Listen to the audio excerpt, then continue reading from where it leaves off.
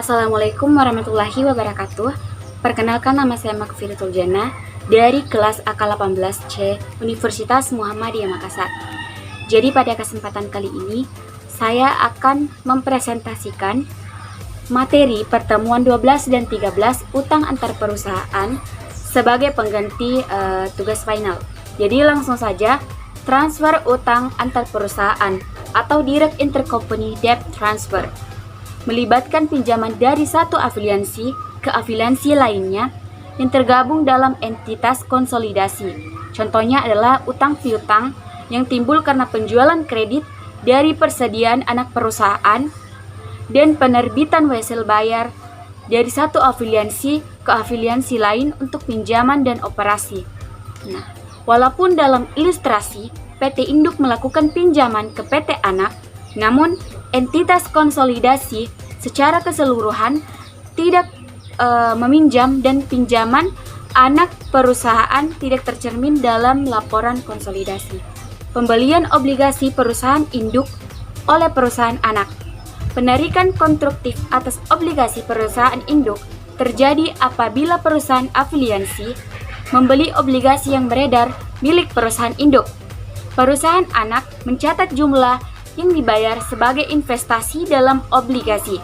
Hanya ayat jurnal ini yang dicatat oleh perusahaan afiliansi baik induk maupun anak pada saat terjadi pembelian. Perbedaan antara akun kewajiban obligasi dan investasi oleh induk anak mencerminkan keuntungan atau kerugian konstruktif. Contohnya, PT Induk memiliki 70% saham PT Anak yang diperoleh dengan nilai buku seharga 6.300.000 pada tanggal 31 Desember 2016. PT Anak memiliki modal 5 juta dan laba ditahan 4 juta. Pada tanggal 1 Januari 2017, PT Induk mempunyai obligasi 10%, 5 tahun per 20% dengan nilai nominal 10 juta yang beredar dan premium unamoritasi 100.000, pembayaran bunga setiap 1 Januari dan 1 Juli. Pada tanggal yang sama, PT Anak membeli obligasi dengan nilai nominal 1 juta seharga 95.000. Pembelian ini menghasilkan laba konstruktif sebesar 60.000 dengan perhitungan sebagai berikut. Nilai buku obligasi yang dibeli 10% senilai 1.010.000, harga beli 950.000. Keuntungan konstruktif setelah nilai buku obligasi yang dibeli dibagi dengan harga beli, nilainya adalah 60.000. Anak mencatat jurnal sebagai berikut. Investasi dalam obligasi PT Induk di debit 950.000, sedangkan kas di kredit 950.000. Jika laporan konsolidasi segera dibuat setelah penarikan konstruktif, ayat jurnal kertas kerja untuk mengeliminasi saldo investasi obligasi dan kewajiban obligasi antar perusahaan akan mencangkup keuntungan sebesar 60.000.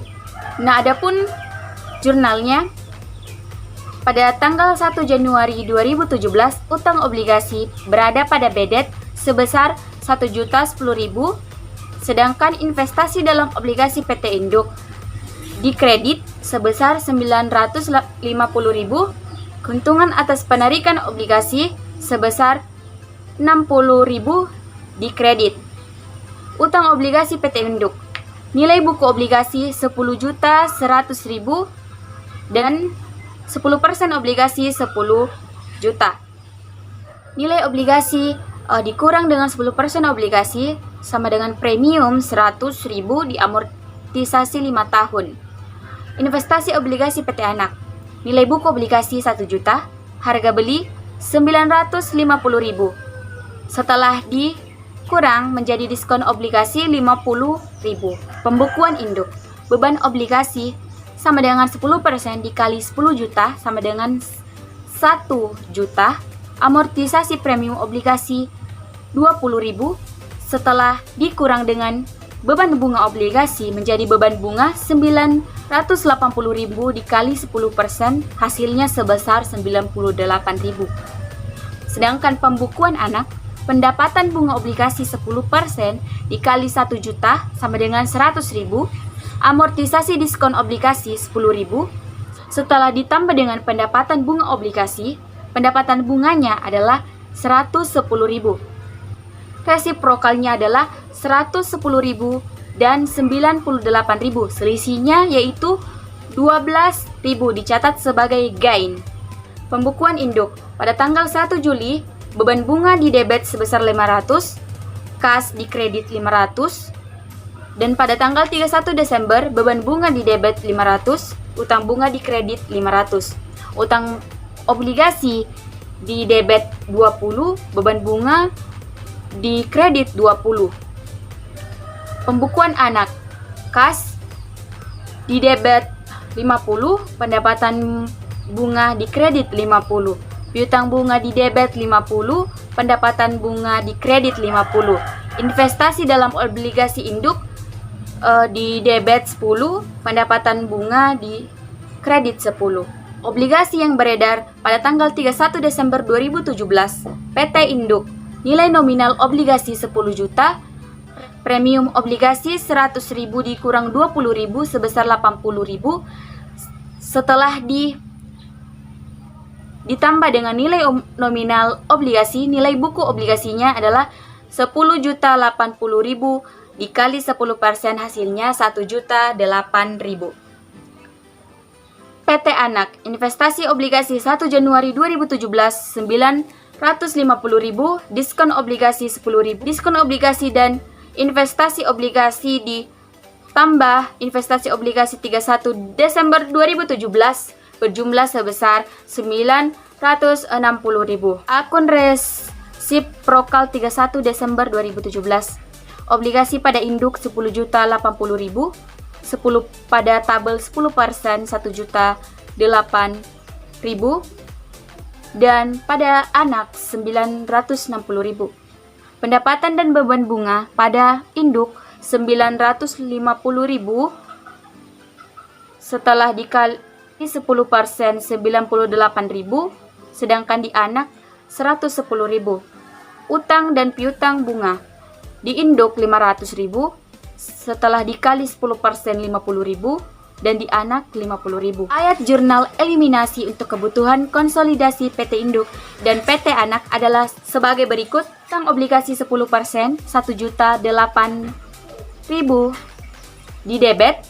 Investasi dalam obligasi PT Induk 960.000 di kredit. Keuntungan atas penarikan obligasi 48.000 di kredit. Untuk mencatat keuntungan dan eliminasi resiprokal investasi obligasi dan kewajiban obligasi termasuk premi yang belum diamortisasi. Dan yang kedua, pendapatan bunga.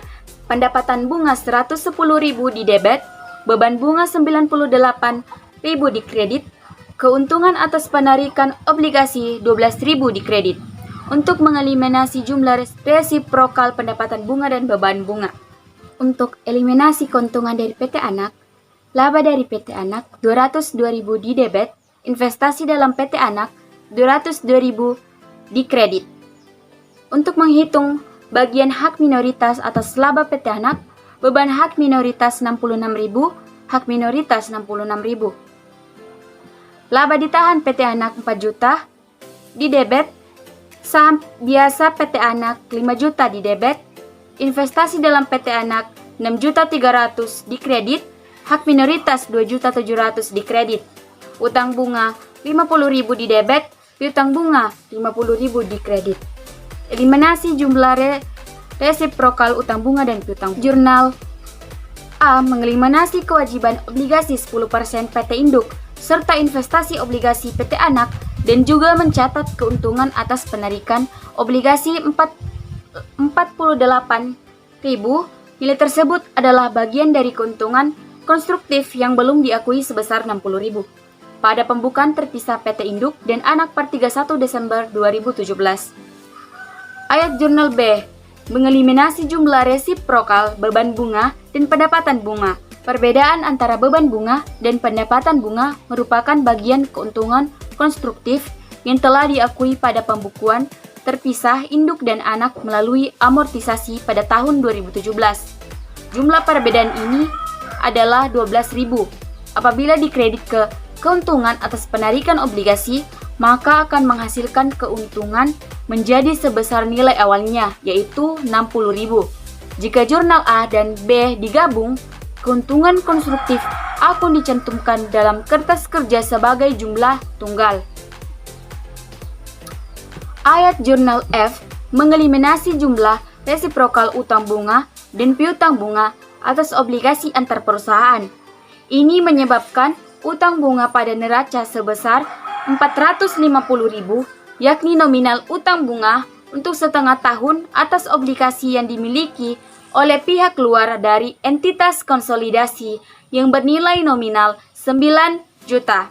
Perhitungan hak minoritas tidak dipengaruhi oleh kepemilikan obligasi antar perusahaan. Hal ini karena PT Induk yang menerbitkan obligasi dan seluruh jumlah keuntungan konstruktif dibebankan ke perusahaan penerbit obligasi. Pembukuan PT Induk 31 Desember 2017. Pendapatan dari anak, laba anak 70% dikali 220 sebesar 154.000, laba konstruktif 60.000 per tahun, yaitu 12.000. Setelah dijumlah seluruhnya, menghasilkan 202.000. Dan jurnalnya, investasi pada anak 154.000 di debit, laba dari anak 154.000 di kredit, investasi pada anak 60.000 di debit, laba dari anak 60.000 di kredit, laba dari anak 12.000 di debit, investasi pada anak 12.000 di kredit. Itulah tadi presentasi dari saya. Apabila ada kesalahan mohon dimaafkan. Wabillahi taufik wal hidayah. Wassalamualaikum warahmatullahi wabarakatuh. Jangan lupa like, comment, dan subscribe.